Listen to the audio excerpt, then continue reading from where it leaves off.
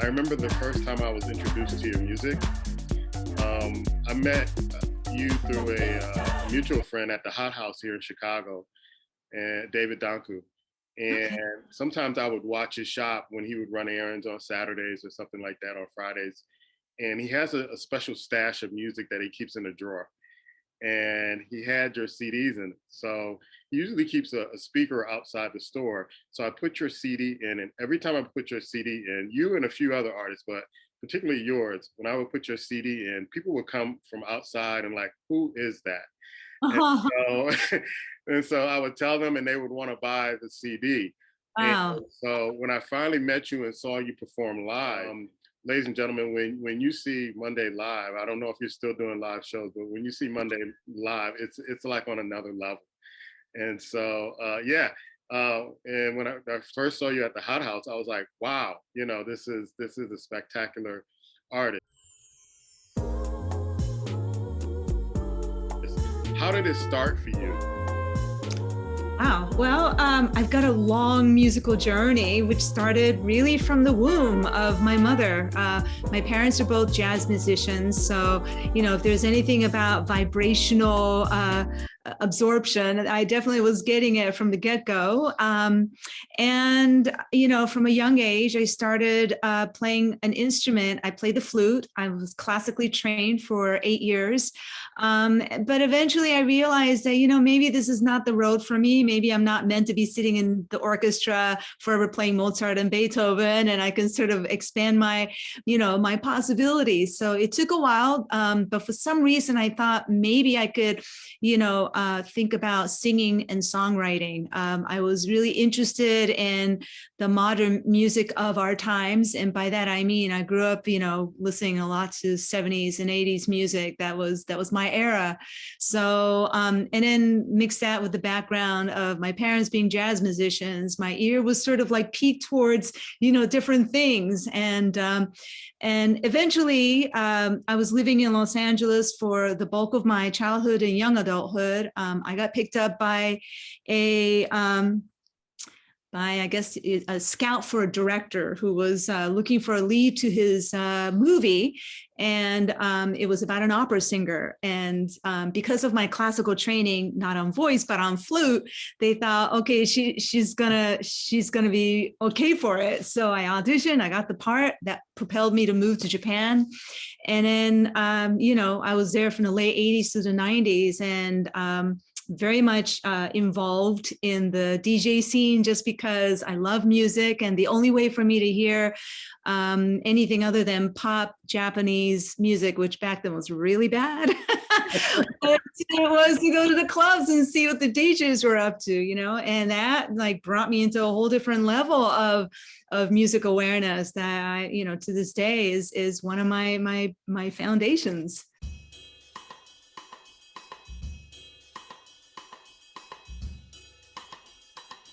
I know you won like the equivalent of the Academy Award in Japan for acting. Yeah, which is so crazy to me because I'm not trained in that, and that was never in my sphere of, I want to be an actress. But I think it was desperation personally. But they're probably like, who do we give it to? Give it to the newcomer, okay. But I'm very grateful for it. Yeah. Do people still recognize you for your acting? Because I know you have on the list of occupations, you're an actress, a songwriter, a musician, a singer. Do people really kind of still remember you as a actress? Yeah, right. They would have to be really old. The last movie I made was in 1993, so it's been many a decade. And but I do once in a while run into someone say I saw, and it's like, what did you see?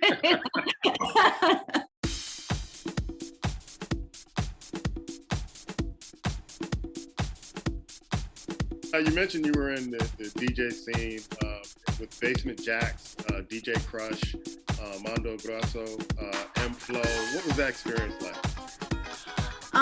So, I actually ran my own radio show back from 1988 or so until I left Japan in 2000. So for me, it was not just about the enjoyment of listening to music, but I sort of felt it my occupational responsibility to see what was, coming up and stuff. So it was sort of a natural gravitation to become friends with a lot of these DJs who later became producers in their own right. United Future Organization guys. I used to actually do a club in Tokyo called Bitches Brew, me being the bitch. And I was brewing up some stuff. Yeah, so I had one of the guys from UFO, Yabe Tadashi, doing the DJing for me. I tried to get crushed, but he was a little bit like, I don't know about this. But he did come in for a couple times to spin, which was pretty cool, anyhow. But yeah, all of those guys were just sort of, we were peers, we were all sort of not into the mainstream of what was going on, and we were all sort of searching for something else, and our ears being going outside of Japan for cool stuff, and ooh, that's innovative, and that's really interesting. And it sort of was a natural then step for us to go, I want to make that, I can make that. You don't have to say, I feel you vibing me, dear. Don't look away. When I listen to your music, and I listen to your music quite often, I have a playlist that I listen to, and sometimes when I'm putting together my playlist, I'm looking at your music, I'm like, okay, that goes in jazz, okay, that goes in soul music, okay, I can put that in pop music. That's a little bit avant-garde jazz. And so how do you describe your music? I stopped trying to describe my music because I actually had one person tell me that because my inspirations are all over the place, that it sounds like I don't have integrity. And I was like, wow, really? That's limited. And that's the thing, is that I didn't want to place any limitations on possibilities. I didn't want to be squarely in house music and soul music and jazz. I just find that incredibly limiting.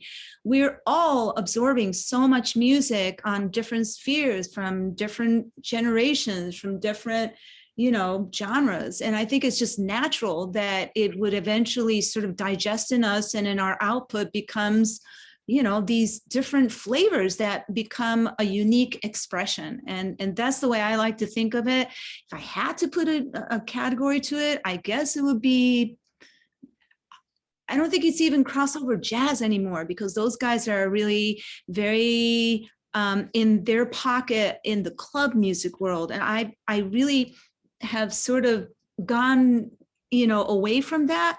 Not to say that I don't love it. I love it. But for me, I don't want to confine myself in the beat. I actually really am more about exploring the harmonics. So I don't know.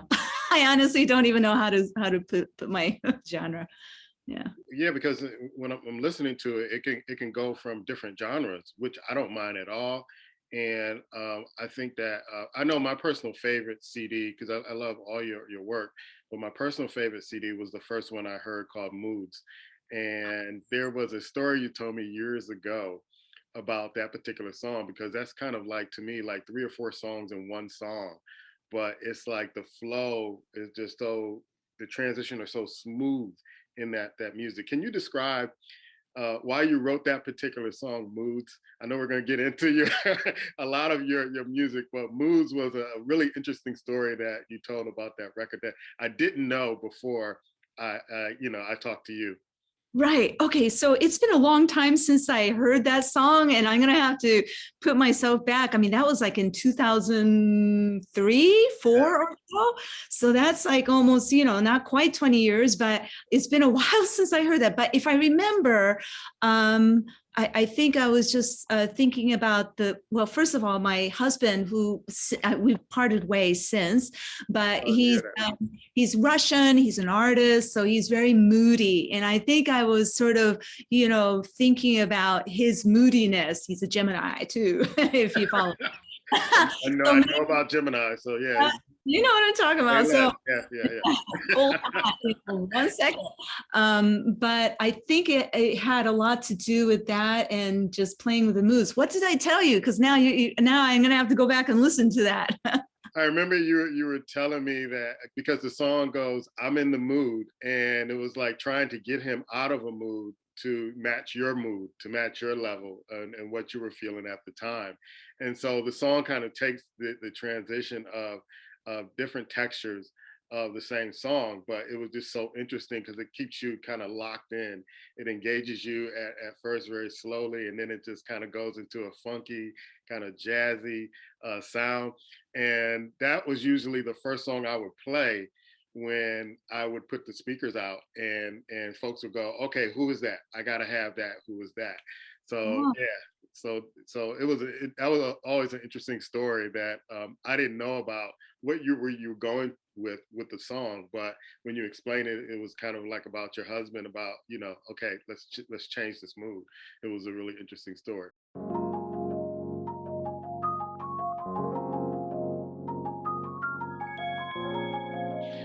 Out of all the CDs that you've done, because you've done a lot of music or projects that you worked on, which is kind of your favorite or favorites? yeah, I get asked that a lot. And to be honest, I don't really have a favorite except what I'm working on at the time. And that sounds incredibly narcissistic, like I am the best I can be right now, but it's not that. It's just that it's sort of like I go through the pregnancy of conceiving an album or a project or a song, whatever it is. And once it, leaves the drawing board and it's been recorded and pressed and into people's ears, I almost never listen back. Yesterday, for some reason, a friend of mine wanted to hear a version of Loving You that I had done back in 1997. So, I sent that to him. And then I thought, oh, let me listen to this. It's been so long. And it's almost like another person to me. It's like, oh, yeah, I did that, didn't oh, yeah, that's pretty good. I don't know about that. Yeah, that's good.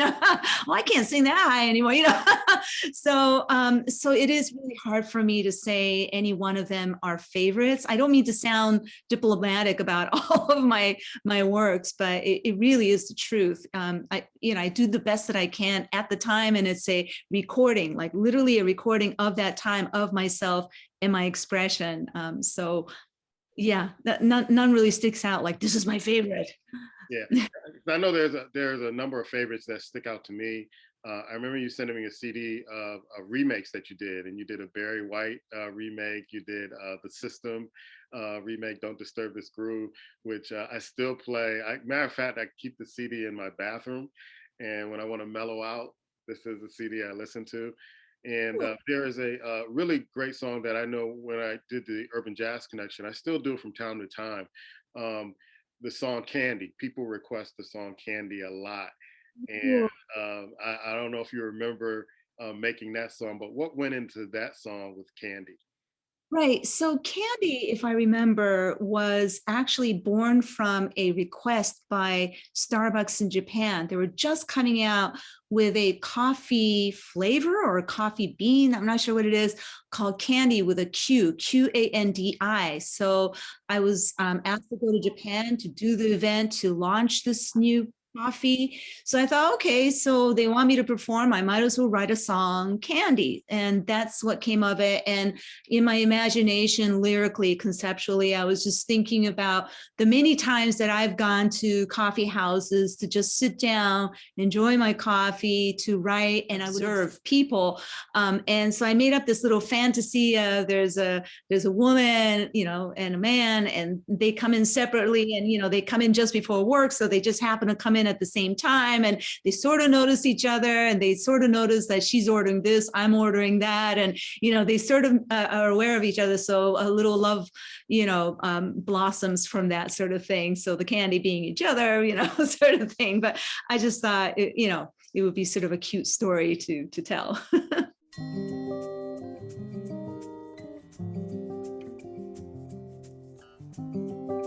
I know you're born in Tokyo, Japan.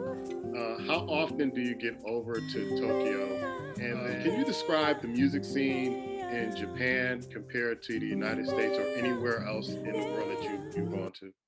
Right. So, first of all, getting to how often I go to Japan, pre-pandemic times, I was going anywhere from 2 to 6 times a year, depending on what the work situation was at the time.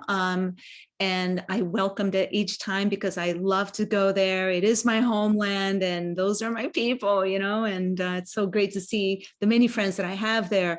In terms of the music scene, I would say that Japan is definitely in its own category. I mean, we have the mainstream music that is big, and it's not unlike the K-pop scene. Okay. It's very much about these boy and girl groups, or the single boy or single girl, young usually, and dances their heads off, and does all these moves, and there's always a perpetual fan on them, and so you get that scene. But in terms of the underground, it's a very fertile ground for DJs. I mean, we have such a robust scene of that, and a lot of them end up doing their own projects. So it's not unlike what goes on, I think, elsewhere in the world. There's just this underground current of like a tribe that's international. Yeah. So we all just sort of, and especially in these times of the internet, the world has gotten much smaller. So it's not unusual to see and hear comparisons of what's going on in Tokyo to what's going on in New York, to what's going on in LA, to what's going on in Paris, and stuff like that. And there are definite niches in terms of Japan. Still, the jazz flavor is big, and the house flavor is still big, probably bigger than like the neo soul or like, I don't know how to call like that stuff that's coming out mostly from the West Coast. There's a particular soul scene that's very jazz oriented, which I just love. Like my ears go all over the place when I hear the chorus. Like, oh yeah, that's so good.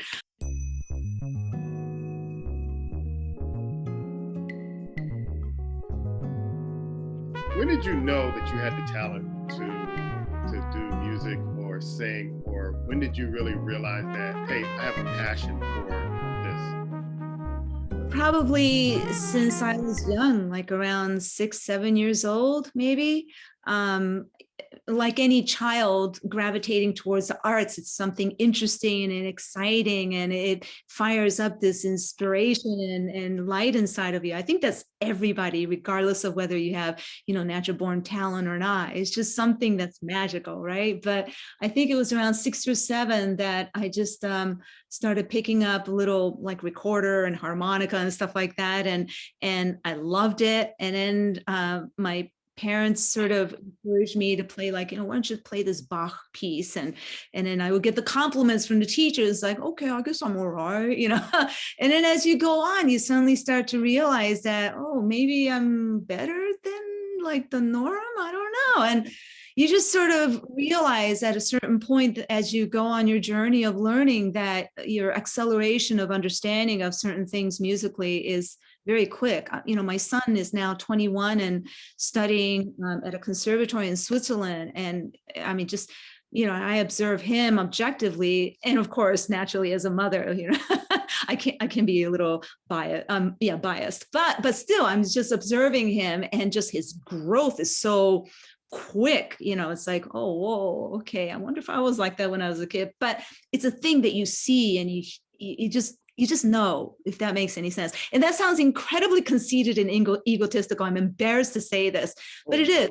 Like when you know something, when you know it's in you, it's like you just know. You just like start to wither when it goes away. If it's not by you, if you're not doing it, you wither like you need to get watered with that stuff.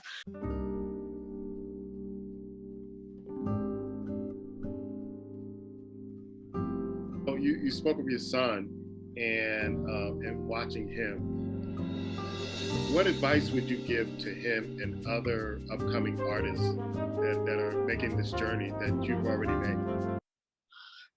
To always follow your passion, and to always hear that inner voice telling you if something's, excuse me, but if the bullshit barometer is like, if it's going there, it's like, yeah, stay away from it.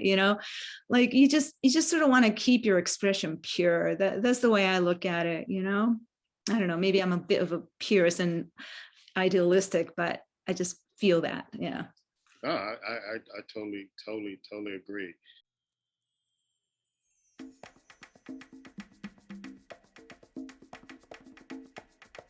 What's next for you? I know you've done a lot of projects. What's next? What's on the radar for you?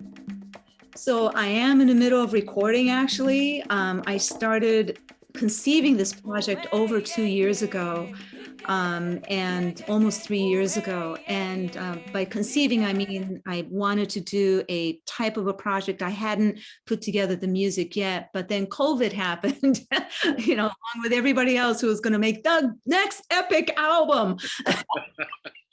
Yeah, so it's like, the record label that was interested, of course, they're like, okay, we're out of this. Never heard from them again, ghosted.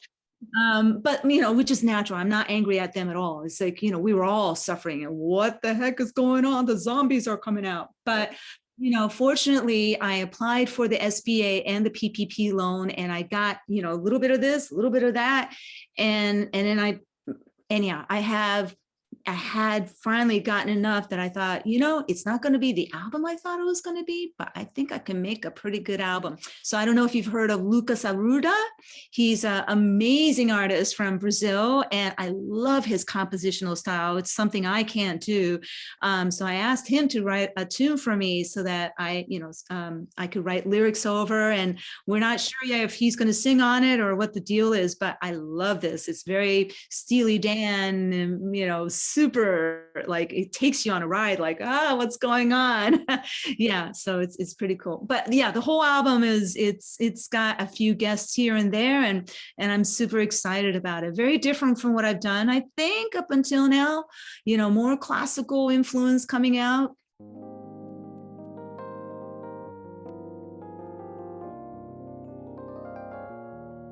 I always ask every artist, especially in music, when they come on the show, this particular question.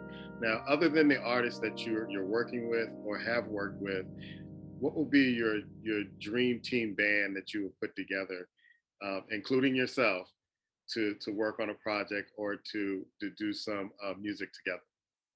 I mean, honestly, it's the people I've got working with me right now on this album. That's what I wanted this album to be. Like, I'm at the point of my game that I can't be putting out riffraff. Like, I need to, well, I always mean it every time I come out with something, but I have to mean it like this might be my last album, So it's the people I'm working with: Miho Hazama, an amazing arranger; Gil Ghosting, another amazing arranger producer. Man, the other day we had Djing Lake. That's who it was. Sorry. Like the drummer. Uh-huh. Oh my God, he played on the album, and I'm just like, and it's really the guys that I'm working with right now. This is my dream team. I couldn't think of working with any better.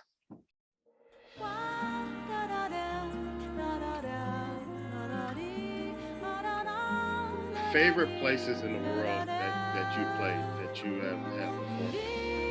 Oh, wow. Okay. I mean, without doubt, London. London just has this special energy that I just really, really love. It's sort of like roots for me in terms of the acid jazz scene that really heavily inspired me those years. And I performed there a couple of years ago, just before the pandemic hit, and it was just like, wow, man, they just have special ears and a special feeling that I really love. And I have to say, and I'm not saying this because y'all are in Chicago, but Chicago was a big surprise for me. Like, I didn't know what to expect. Every time you go to a new place, a new area, a new audience, you don't know. It's like, I hope I'm going to be okay.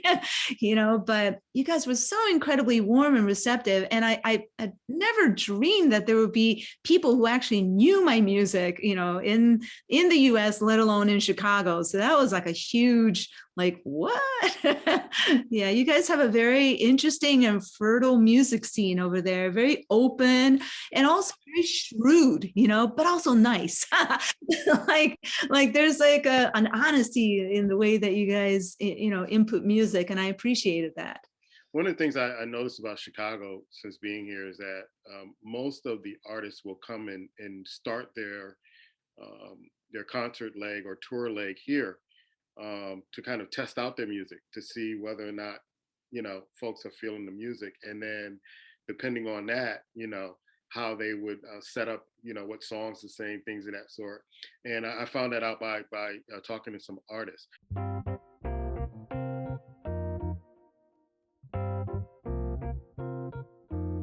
You're kind of known as the pioneer of the acid jazz scene in Japan. How did that come about? And do people really kind of still dig your music and really kind of pull it out and really give you the accolades of being that pioneer? So I have to say I'm not the pioneer. I'm one of. I mean, again, going back to our conversation about the DJs and the people that I hung with, and the fact that I was doing a radio show, it was, my ear was always to the ground. They always were finding great music. I was trying to beat them to finding the next interesting things. So, we would always bounce ideas off, look what I found, check this out, and it was a lot of musical information sharing amongst us. And we all naturally, not we all, but, there was a certain like group of us that we just sort of naturally sort of gravitated towards what's going on in London, because that was really the birthplace of all of that. And we just dug, Japan is not unlike London in the sense that there are few things that we just don't think shouldn't be put together. Like, we have such a mishmash of different cultures, and we're not as married to like the American foundations of rock and roll or jazz or these other genres that I think in America is much more confined to this is the genre and this is the genre. There's a lot of separation between genres in the US, and people are really like militant about you don't mix that. It's like, whoa, okay. Whereas I think places like outside of the US are a lot more like, yeah, why not? Let's put in a little tabla here and doesn't that person play like a kalimba? Like, bring it in, like it's just like, and why not? If it tonally feels right, and if it's swinging and if it's feeling good, then there's nothing wrong with it. So that sense of no taboo, right, in mixing things, it's there. So yeah, I was part of that scene, alongside the DJs. I was making my first album when I went in the studio inside the studio compartment, which had a bunch of studios. One of the guys, this guy Esken, Japanese guy, was recording his album. So, we would all end up in the lobby. Hey, who are you? Hey, who are you? So we started becoming friends, and he eventually, really his ears sort of went towards the acid jazz scene. I didn't want to peg myself as I'm doing acid jazz. I was doing my thing, and that had to do with a lot of mixing and stuff. And that first album that I met him in the lobby was one of the songs was with DJ Crush. So he, came to me and said, I'd love for you to be involved in this project. I'm thinking about getting all these guys like you and maybe Crush and so and can't remember the names now, but all these guys whose names I'm sure you would recognize from that era, and we're going to do a compilation and call it, what was it? Jap hip hop or something like that. Or I can't remember. He was like, oh my God, that's such a horrible name. It was a horrible I tried to talk him out of it, but it was a horrible name, Anyhow, so we all did our part in it. And that ended up getting released in Japan. And funny enough, I was visiting London. He goes, can you meet with, who was it? DJ Shadow I can't remember his name now. James Lavelle. Is James Lavelle? Right? Yeah. And can you give this to him? Because I think he might be interested. So I actually helped to bring that to London. I mean, if I were to pat myself in the back a little bit, so that's how the London people started to know about our scene.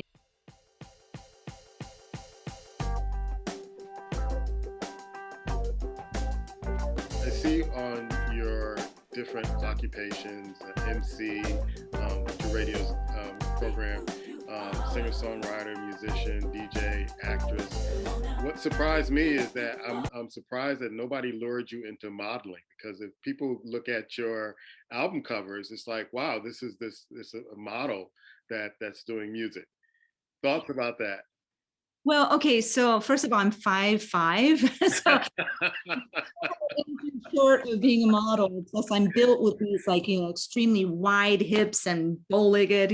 Not quite a model material. That said, I actually did some modeling, and funny enough, in my later years more than my earlier years. And I mean, as recent as 3 years ago, I was this what do you call it, for a Japanese brand, like a casual luxury brand called Madison Blues. So I modeled them with them for 2 years, which was fun. It was nice.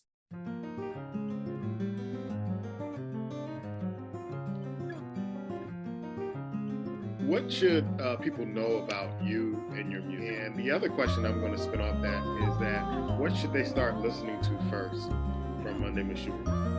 Oh, okay. So I guess for someone who doesn't know my music, what they should know is that you may not recognize what I'm doing, but you're going to feel like you recognize it. And I think you're going to like it. If I can say that. It's like a uniqueness, but it's not so far left that you're not going to enjoy it. I think my music is enjoyable. I think my lyrics are thought-provoking, and I'm not going to sit here and say I'm deep, man, but I'm not like your veneer, just whatever light stuff. I've got some layers going on, and it might be fun to sort of dig through those layers. Any projects that they should listen to first and grab to kind of get an introduction and to kind of jump in slowly? Right. So, wow, that's really hard. I guess, so I do like to consider myself a singer-songwriter, even though I've done a few cover albums. So I would, my preference would be that you hear my original stuff. And I don't know if you have even Soulception. That was my last album, fully produced album that I made. Oh no, that's a lie. I did Braziliano. No, Brazilified.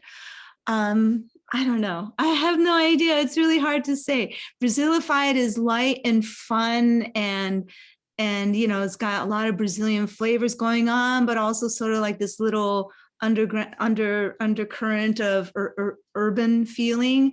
Whereas Soulception is a little bit more Earth Mama, has a little bit more of a jazz and some Brazilian and very acoustic, natural vibe.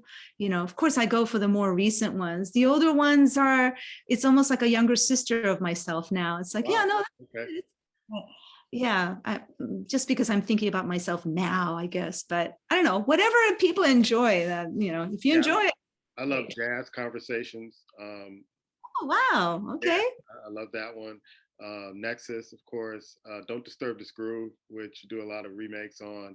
Of course, I like a lot of the earlier stuff like Routes and Moods. Those are like my favorite that I go to a lot.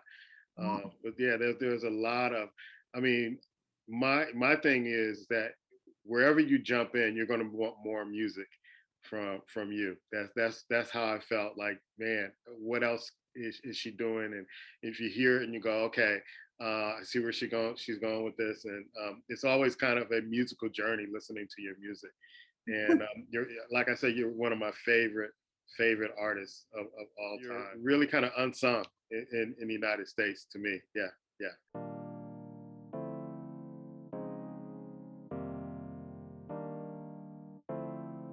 Where can people find you and your music? Oh, okay. So I have a website, mondaymichiru.com, and not all of my albums are on there, but some of them are for sale. And otherwise, you could go to Dusty Groove, which is my favorite record shop in the US, in Chicago. Hello. and they have a lot of my stuff. Oh So, yeah, yeah. I don't live too far away from it, so yeah, I'm always in there, just buying stuff or listening to some of the stuff that they have. Yeah, it's one of and I have a lot of DJ friends. They go to that store almost like every week, to yeah, get vinyl and things of that sort. yeah, Yeah, yeah. So Dusty Groove is shouts out to Dusty Groove. Uh, definitely. Anything else you want the audience to know? Because I feel that they should know you. And this show is called "And the Featured Artist Is." It's about the artist. It's about artists that people should know. So anything that the audience should know about you. Well, if I can plug my album, it's Of called course. Enso. It's ENSO. Two meanings to it. One meaning for Enso is the Buddhist circle, which in calligraphy, it sort of embodies like the cycle of life, as well as anyone who draws it will draw it differently. So it shows like the individuality of everyone's circle. That's one. And then the other, actually, enso means to play, to perform, so I loved the meaning behind that. And that is coming to you hopefully in late spring. And I also actually now teach lyric workshops called Lyricize. Yeah. I do it like maybe 2-3 times a year. And it's usually like a 4 week. By 4 week I mean it's like once a week, and it's not like 4 weeks intensive, but yeah, once a week we do this thing for about a month. And my students seem to come out of it feeling like they've gained some knowledge, so that's always a fun thing for me to do. That's something that to me is lost in music today is the lyrics. Yes. So it's very interesting that you're doing a class. It's very encouraging that you're doing a class with this. What do you see, like some of the younger artists? What do you see that they're really missing with lyrics in their music? Well, I'm embarrassed to say I don't probably listen to enough music from young artists to really dissect what's going on and stuff like that. And also, there's so much change that I'm starting to notice in the past few years where it's starting to get better. Like I find, and by better, I mean not popular music like the same 10 artists that you hear all the time, but I'm talking about there's a lot of stuff going on out there. But I'm starting to hear musically an improvement and interesting stuff coming out and whatever. But I guess the thing that to me is missing is definitely a depth and a sense of poetry in music. And also the concepts are usually the same 5 handfuls that people will touch on. And it's like there's a world of life out there that we could be talking about, and it doesn't always have to be those same 5 things. And I sort of wish that people would sometimes get out of their head and just observe more of what's going on out there and touch on other things. I mean, that's just my observation. Do your students kind of struggle with doing that? Well, first of all, at this point, just because I'm more known in Japan, right now my participants are largely Japanese women, and I do it all online at this point because of the way things are, which is actually good because I have students from Japan as well as here in the U.S. And so their main struggle is with the language and trying to but I find Japanese language to be really beautiful and has a depth that the English language sometimes lacks. So I try to point those things out to them so that they make the connection. But I love, the more I analyze it to try to explain to them, the more I just love English lyric writing, because there's so much with the rhythm and the sounds and so much that marries itself into music and melody so well, it's like, man, it's such a great language. Yeah. Well, I can't wait till this pandemic is over, and hopefully I can get to see you live again, whether in Chicago or if I have to come to New York, I will come to New York to yes, I will, because like I said, you blew me away first time I saw you. Never forgot that.